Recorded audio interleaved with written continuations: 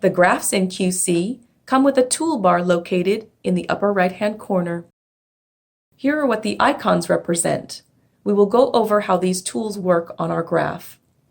The magnifying glass zooms into a box selected by the user. The pan tool allows the user to pan across the graph. This dotted box selects data based on what the user highlights. The lasso works in a similar fashion.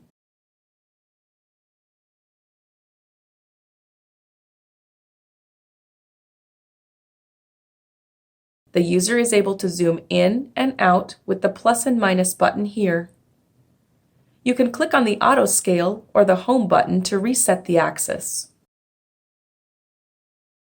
This single flag button shows a flag for a given time for a single data set. The multi-flag shows all data sets for a given time.